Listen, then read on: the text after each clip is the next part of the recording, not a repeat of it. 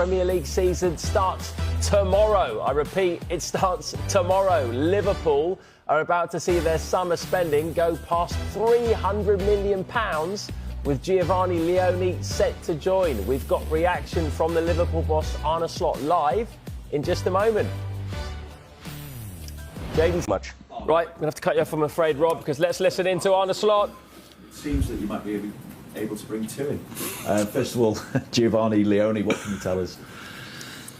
That the clubs have agreed a deal, but he hasn't signed for us yet. So the moment when he signs for us, I can go into more detail. And the other one is, of course, the answer you always get from me. Are you able to talk about that a little bit more broadly, though, and say what expectation you have of possibly getting hold of Mark Gay? No. No, because he's not our player. And unfortunately, he was the captain of the team where we lost against last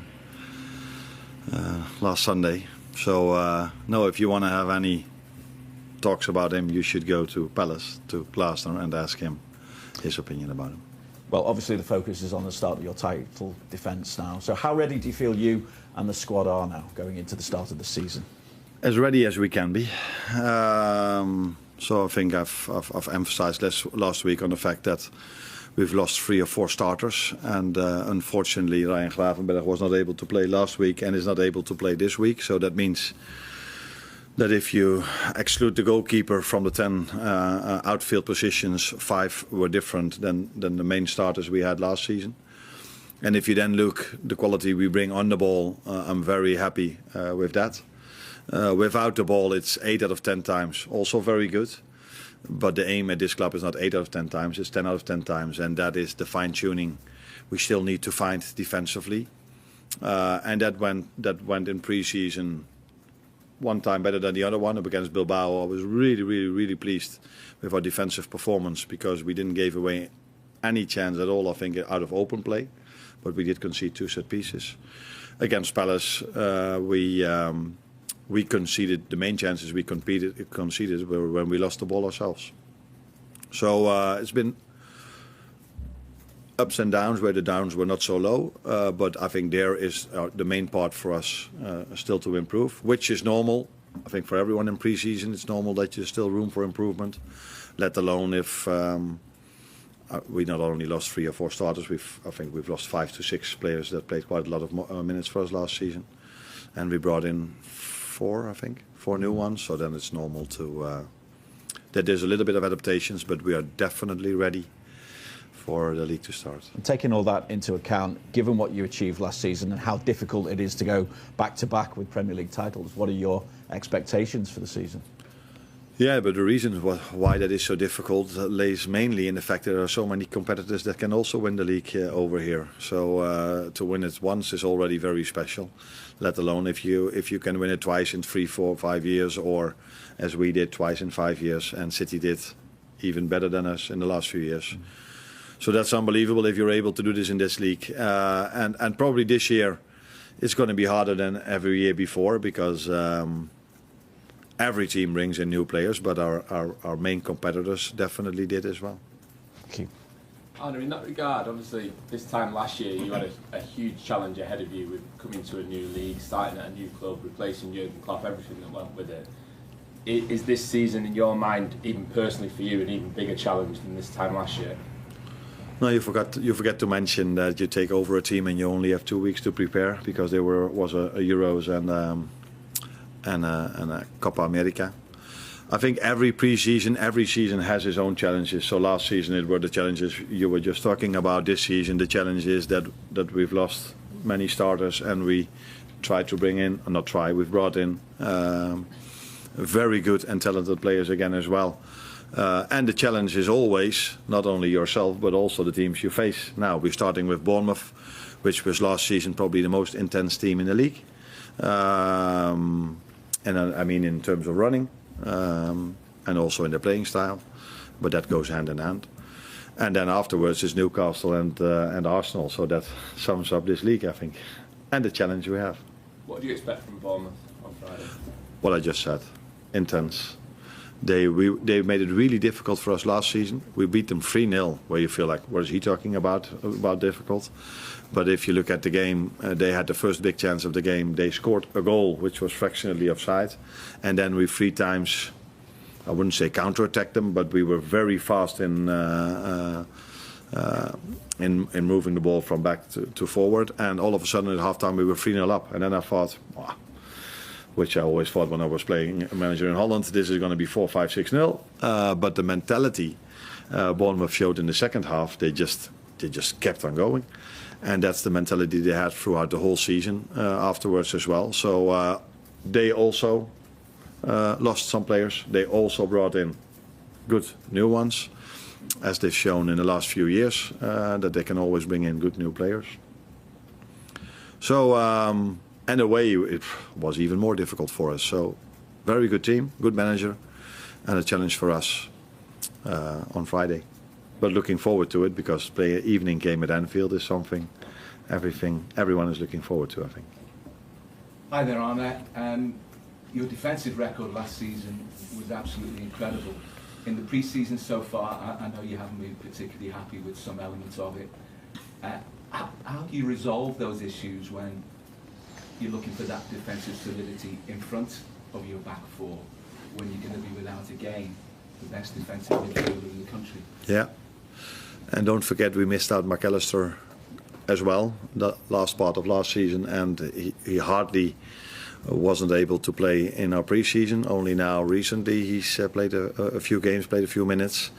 But it's not that I'm not happy about certain parts. I'm telling you just a second ago that the standard here is 10 out of 10. So it's not 1 or 2 things we don't do well. No, in general we do all well, but well is not good enough. And there we have to go one step up in certain aspects, not in all aspects, in certain aspects. And then there's also something like I said, against Bilbao, we were really good defensively, but conceded 2 set pieces. And the games before, we also had mixed teams. So then you can also accept a little bit better that maybe timings between players were not as good as when you play the starters that has played so many times together. So there are reasons for it, like I just said, mixed teams, new players coming in, Virgil being sick against Bilbao, Alisson not being there, Maka being injured, Ryan not able to play, and new players brought in. But all of this is definitely not an excuse when we start the league Friday, because we will 100% be ready on Friday. Integrating new players into the Liverpool way of doing things is all part and parcel of pre-season and early season as well. And a lot to like about Jeremy Frimpong, what we've seen of him so far, played really well at Wembley in parts, but he's a different type of fullback to Trent Alexander-Arnold, who was a complete one-off, and a different type of fullback to Conor Bradley. And do you have to sort of try and make sure that somebody as adventurous as Frimpong is with his dribbling, that he doesn't impinge on Mo Salah's sort of ability to get into those key areas and kind of new to his effectiveness?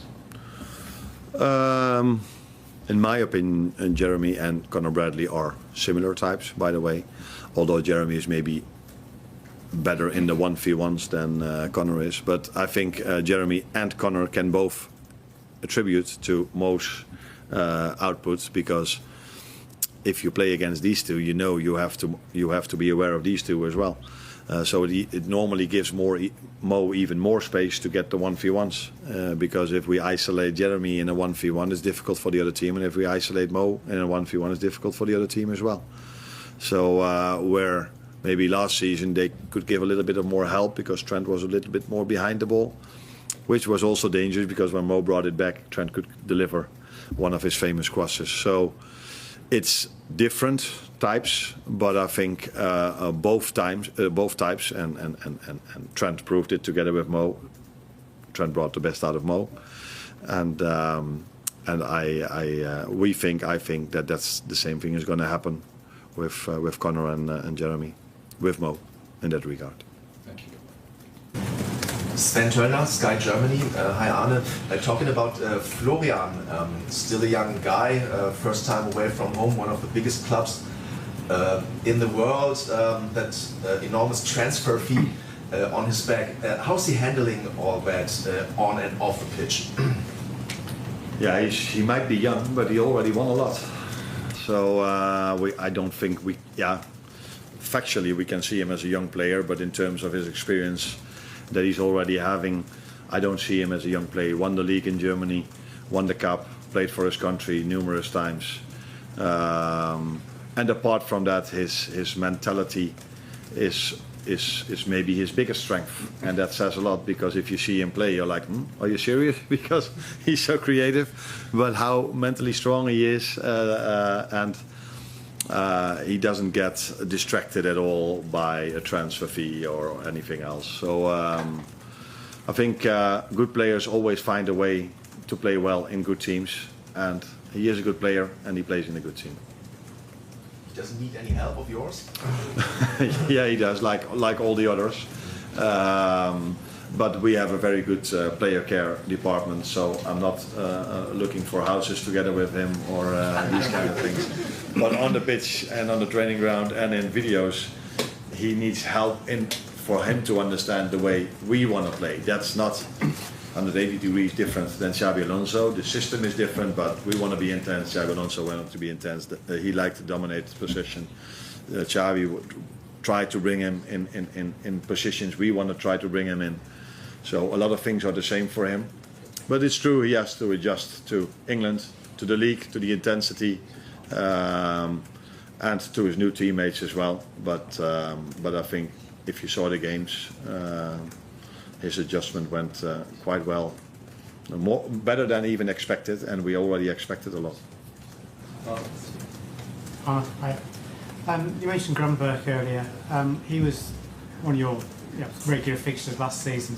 Played such an important role. You didn't have him last week. You've not got him this week, and you just have a certain set of skills that maybe other players in the team don't have. So how do you think you missed him last week in defensive parts of the game, and how do you sort of compensate for that with not being here this week as well? I think last Sunday the chances we conceded were mainly because 3 times we lost the ball very simple in our midfield and they could counter-attack us.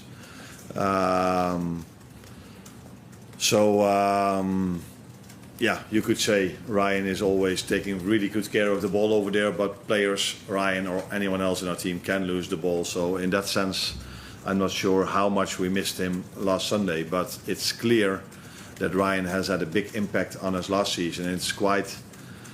Now, it's not funny, but I can find another word that probably everybody's forgotten how he got his suspension. He got 2 yellow cards, the first one for a dive. Now, there's one team in the league that is, in my opinion, by far the most honest team when they play. I sometimes blame them that they never try to make from a foul a little bit more, like Cody in the 2-2 we conceded against Palace. He got a push in his back, but he was far too clean. So if there's any one team in the league that is very clean and never dives and never time delays and all these kind of things, then it's us. And we have a suspension now for a player diving where he got his first yellow card for. I've said many times that probably the midfield might even be our strongest line when it comes to the bodies we have. Unfortunately, Maka had a bit of a different pre-season than we would like him to have, but he's back fit now. So I still have a choice to make in midfield, even if Ryan is not there. On that point then, do you think your team... Always good to hear from Arne Slot. Obviously, he wasn't giving much away about Mark Gay there, was he? He said, go and speak to Crystal Palace about him. He's a Palace player still. What a way for Liverpool to kick off the defence of their Premier League title. They host Bournemouth. It's the Friday night football, 6:30 p.m. tomorrow. Make sure you tune in.